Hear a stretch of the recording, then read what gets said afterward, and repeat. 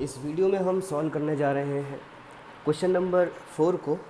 ये question number 4 है, ठीक है, जो कि है एक्सरसाइज 12.2 से, और ये चैप्टर है हीरोन्स फार्मूला, जो कि है क्लास 9 की किताब से।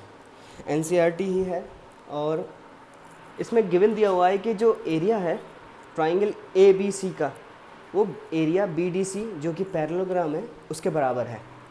और इसमें दिया हुआ है कि ये जो पॉलीगन्स हैं, ठीक है, पॉलीगन्स जो साइड से मिलकर बनता है, ए बी सी और बी सी डी ई, ये दोनों पॉलीगन्स सेम बेस पर आते हैं। बी सी इनका सेम बेस है, जो कि है 28 सेंटीमीटर। और जो ट्राइंगल की साइड्स गिवन दी हुई है क्वेश्चन के अंदर, वो है 26, 28 एंड 30 सेंटीमीटर। ठीक है, हमें बताना है ये जो पैरेललोग्राम है, जिसका नाम दिया है मैंने बी सी डी ई, इसकी हमें हाइट पता करनी है, हाइट कितनी होगी। ठीक है, तो अब ये सारी बातें लिखने के बाद, ठीक है, मैं पहले क्या करूँगा, क्योंकि मुझे गिवन दिया हुआ है कि एरिया जो है ट्राइंगल ए बी सी का, वो पैरेललोग्राम के एरिया के बराबर है, तो दोनों का फॉर्मूला याद होना चाहिए। ठीक है, पैरेललोग्राम का जो एरिया निकालने का फॉर्मूला होता है वो होता है बेस इनटू हाइट। ठीक है, तो मैं क्या करूँगा, अगर मुझे ट्राइंगल ए बी सी का एरिया पता चल जाएगा, जो मैं पता कर लूँगा हीरोन्स फार्मूला के ज़रिए से, क्योंकि मुझे साइड्स गिवन है। ठीक है, तो बेस क्योंकि गिवन होगा इसके अंदर, बी सी डी ई के अंदर जो कि पैरेललोग्राम है, इसमें बेस तो गिवन है, तो जो एरिया होता है बेस इनटू हाइट, यानी area equal to base into height. तो मैं क्या करूँगा, जो एरिया मैं पता कर लूँगा एरिया ऑफ ट्राइंगल के ज़रिए से, उसको मैं बेस से अगर डिवाइड कर देता हूँ, तो मुझे पता चल जाएगा इस पैरेललोग्राम की हाइट कितनी है। ठीक है, तो वही करते हैं। तो ये आप नोट कर लीजिए और ये फिगर आप लिख लीजिए। ठीक है, अब मैं सॉल्यूशन की तरफ बढ़ता हूँ। ठीक है, तो सॉल्यूशन में हम आते हैं, क्योंकि हमें एरिया ऑफ ट्राइंगल के ज़रिए से ही एरिया बी सी डी यानी जो पैरेललोग्राम है उसको पता चल पाएगा। तो हमें क्या चाहिए होता है, एस चाहिए होता है। हीरोन्स फार्मूला के ज़रिए से आ सकता है, क्योंकि ये राइट एंगल ट्राइंगल भी नहीं है, है ना। तो एस निकालने का फॉर्मूला होता है, एस को कहते हैं हम सेमी पेरीमीटर, यानी पेरीमीटर जो भी होगा ट्राइंगल का, उसका आधा एस से डिनोट करते हैं, जो कि होता है A plus B plus C divide by 2। ठीक है, A plus B plus C क्या है, ये है perimeter, sum of all sides of triangle.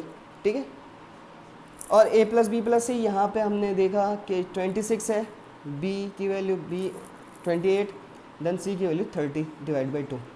ये हो जाएगा हमारा 26 प्लस 28 प्लस 30, तो ये हो जाएगा 84 डिवाइड बाई 2, जो कि हो जाएगा 42। यानी एस की वैल्यू हमें मालूम चल गई, जो कि है 42 सेंटीमीटर। अब मैं जो हीरोन्स फार्मूला निकालने, यानी जो एरिया निकालने का फॉर्मूला है ट्राइंगल के, वो है under root S S minus A S minus B S minus C, ये फॉर्मूला है। तो मुझे एस भी पता है, ए भी पता है, बी भी पता है, और सी की वैल्यू भी मुझे मालूम है। ठीक है, तो मैं क्या करूँगा, सिंपली इन सारी वैल्यूज़ को इसके अंदर पुट कर दूँगा। S is 42 centimetre, S minus A is 26, S minus B which is 28, S minus C जो कि है 30 सेंटीमीटर, और ये सारी बातें अंडर रूट के अंदर हैं। अब इसके बाद इतना आप नोट कर लीजिए। अब मैं इसको थोड़ा डिलीट कर देता हूँ।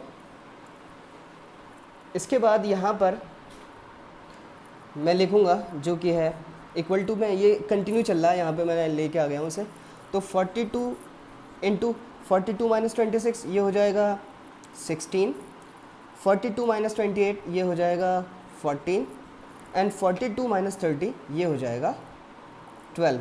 ये सारी बातें रूट के अंदर हैं।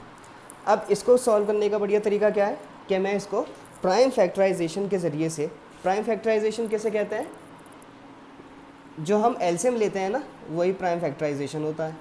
तो 42 को मैं एलसीएम के ज़रिए से, जैसे 42 2 से कैंसिल आउट हो सकता है, देन 21 3 से कैंसिल आउट हो सकता है, एंड फाइनली मैं 42 को लिख सकता हूँ 2 इंटू 3 इंटू 7।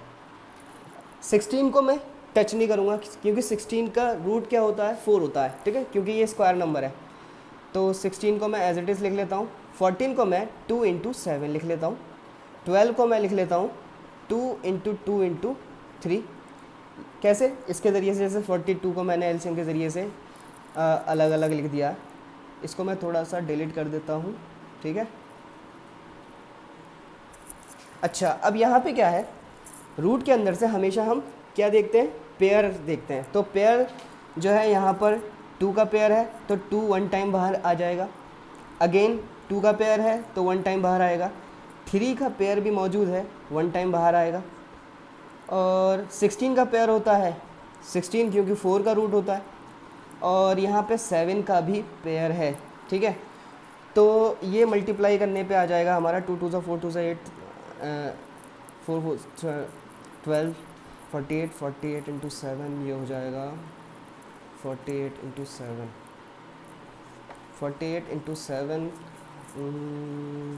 336 स्क्वायर सेंटीमीटर, ठीक है।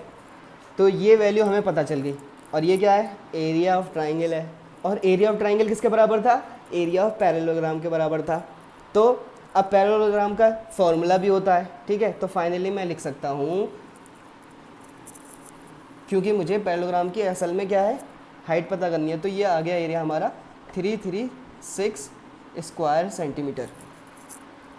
और एरिया ऑफ पैरेललोग्राम मुझे मालूम है, एरिया ऑफ पैरेललोग्राम, ये शॉर्टकट है पैरेललोग्राम लिखने का, ठीक है, जो कि होता है बेस इनटू हाइट, ठीक है। तो एरिया ऑफ पैरेललोग्राम कितनी है, 336।